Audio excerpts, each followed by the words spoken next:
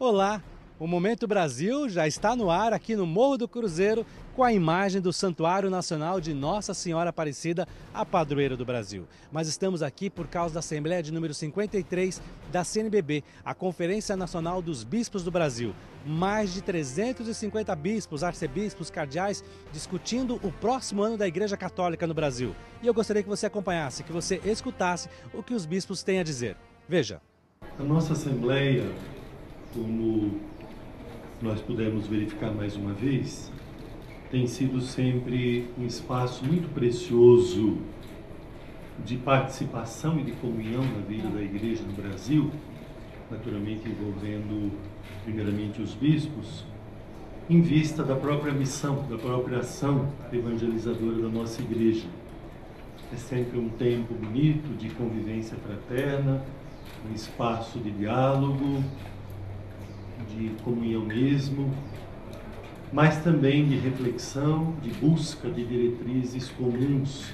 Mas eu queria destacar agora brevemente as mensagens ou os pronunciamentos aprovados nessa Assembleia. Por exemplo, a mensagem de solidariedade aos cristãos perseguidos e ao povo armênio, o texto Pensando o Brasil, a mensagem às pessoas da vida consagrada, o texto base do Ano da Paz, que aqui foi também distribuído, acolhido.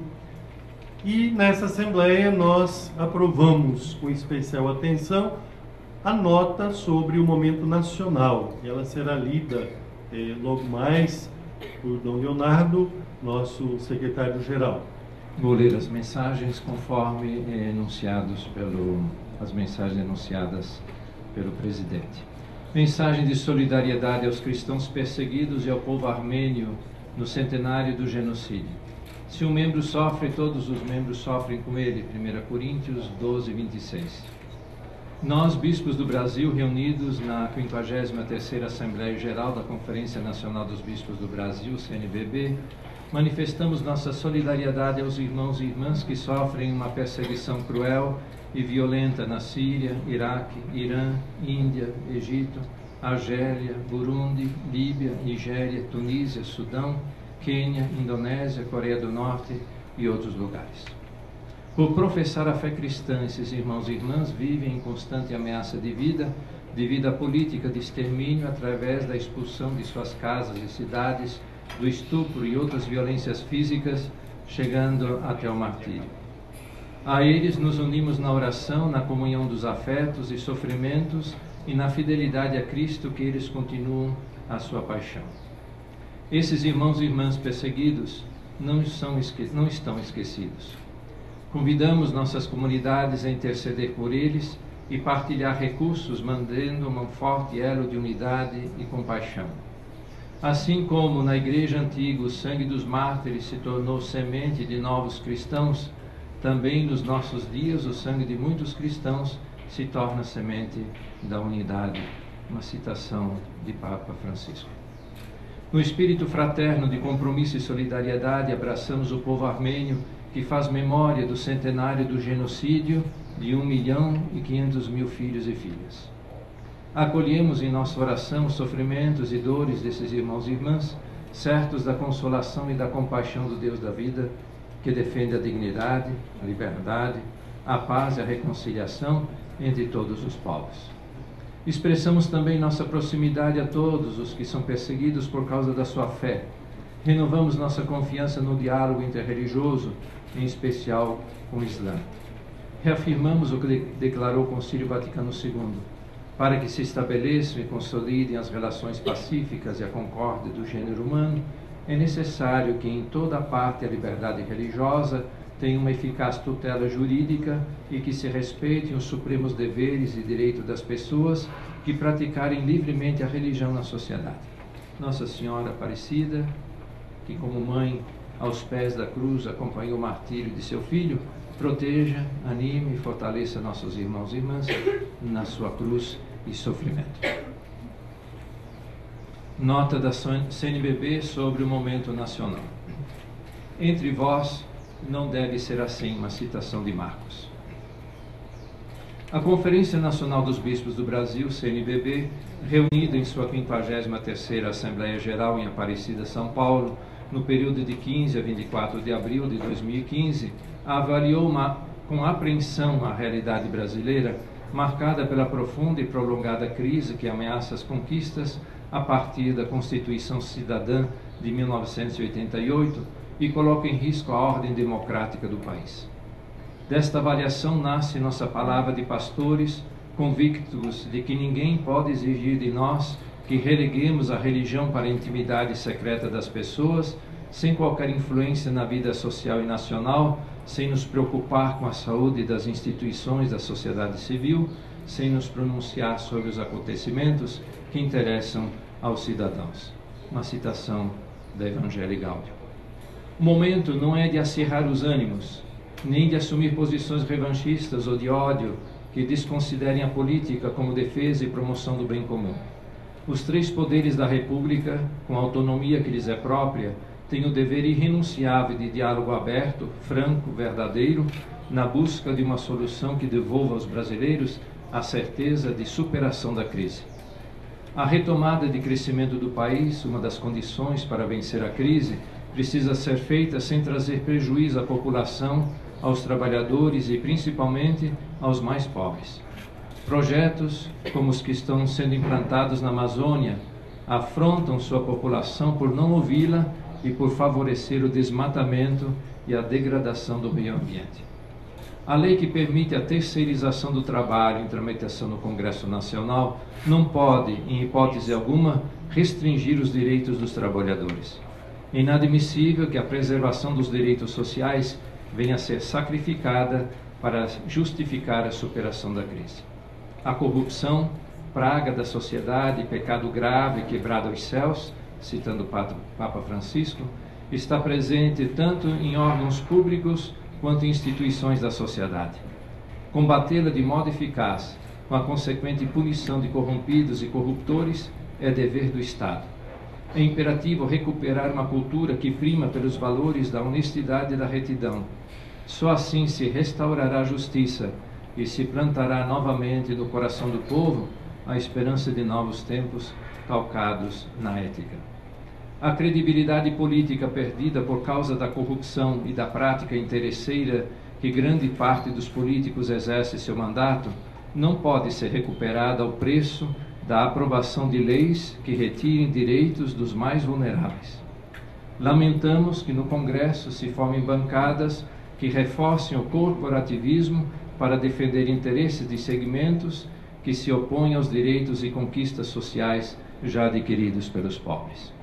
A proposta de emenda constitucional 215 de 2000, por exemplo, é uma afronta à luta histórica dos povos indígenas que até hoje não receberam reparação das injustiças que sofreram desde a colonização do Brasil.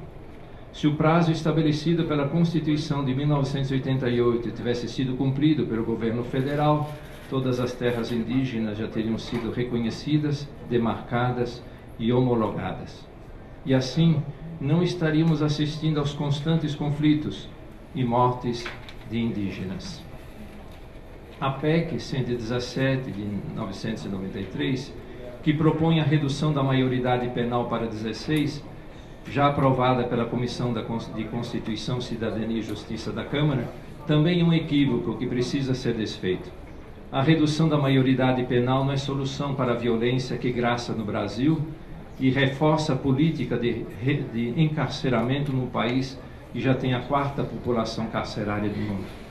Investir em educação de qualidade, em políticas públicas para a juventude e para a família é meio eficaz para preservar os adolescentes da delinquência e da violência.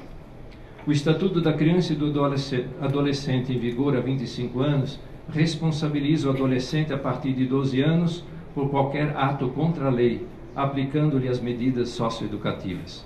Não procede, portanto, a alegada impunidade para os adolescentes infratores. Onde estas medidas são corretamente aplicadas, o índice de reincidência do adolescente infrator é muito baixo. Ao invés de aprovarem a redução da maioridade penal, os parlamentares deveriam criar mecanismos que responsabilizem os gestores por não aparelharem seu governo para a correta aplicação das medidas socioeducativas. O projeto de lei 3.722 de 2012, que altera o Estatuto do Desarmamento, é outra matéria que vai na contramão da segurança e do combate à violência. A arma dá a falsa sensação de segurança e de proteção. Não podemos cair na ilusão de que, facilitando o acesso da população à posse de armas, combateremos a violência. A indústria das armas está a serviço de um vigoroso poder econômico que não pode ser alimentada à custa da vida das pessoas. Dizer não a esse poder econômico é dever ético dos responsáveis pela preservação do Estatuto do Desarmamento. Muitas destas e de outras matérias que incidem diretamente na vida do povo têm entre seus caminhos de solução uma reforma política que atinge as entranhas do sistema político brasileiro. A partidária, a proposta da coalizão pela reforma política democrática e eleições limpas, da qual a CNBB é signatária, se coloca nesta direção. Hoje, além disso, resgatar a ética pública que diz respeito à responsabilização do cidadão, dos grupos ou instituições da sociedade pelo bem comum. Para tanto, como pastores reafirmamos, Cristo, medida da nossa conduta moral, é sentido pleno da nossa vida. Que o povo brasileiro, no ano da paz e sob a proteção de Nossa Senhora Aparecida, padroeira do Brasil, supere esse momento difícil e persevere no caminho da justiça e da paz. Vejo que no final do texto que acaba de ser lido, há uma referência a Cristo. Isto é, a palavra da igreja ela é profética, ela é de anúncio, de denúncia, sempre fundamentada na palavra de Deus, sempre é a palavra de Deus que está sendo proclamada nas condições concretas do nosso tempo, do nosso país. Mas, de nossa parte, nós não temos adotado e não queremos adotar nenhuma posição que seja político-partidária. E no caso da reforma política, até mesmo existem outros projetos diversos daquele que a coalizão da qual a CNBB participa, né, está aí propondo. Então não é justo, às vezes as pessoas não estão muito atentas também aos detalhes, às vezes vão misturando as coisas. Por exemplo, o fato da igreja falar da reforma política, mostrar a importância da palavra política, não quer dizer que a igreja esteja adotando uma posição que seja do governo que aí está, ou então de um partido ou outro. Nós fazemos isso, como dizia há pouco, com um sentimento de corresponsabilidade, de responsabilidade diante da vida social. E nós queremos sim pôr em pauta esse tema. A reforma política é um tema que não pode ficar à parte da vida cristã, à parte da vida da própria igreja, naquilo que ela tem de próprio, de específico. Então, eu deixo muito claro que se há equívocos, a gente respeita até mesmo pessoas que possam ter uma outra postura mais crítica, mas de nossa parte, aquilo que tem sido e continuará a ser é uma postura de autonomia, de independência diante daquilo que é posição político-partidária. O Momento Brasil fica por aqui e é com esta imagem do Santuário Nacional de Nossa Senhora Aparecida que nós vamos encerrando mais um programa falando da Assembleia Geral da CNBB, a Conferência Nacional dos Bispos Brasil. E você pode assistir a este e outros programas no nosso portal www.rs21.com.br. Até a próxima semana, fique com Deus.